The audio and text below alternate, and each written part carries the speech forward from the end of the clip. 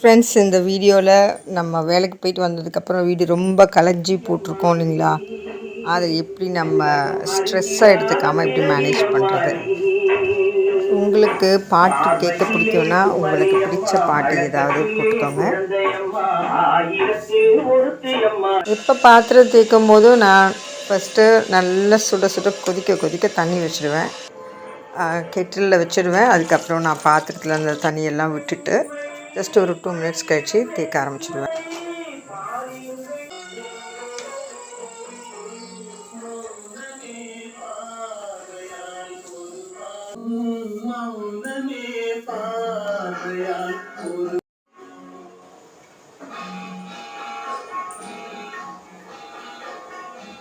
Cup coffee, ஒரு சின்ன பூஜை, கொஞ்சம் ரிலாக்ஸ் பண்ணிவிட்டு அதுக்கப்புறம் டின்னர் ஸ்டார்ட் பண்ணுவேன்.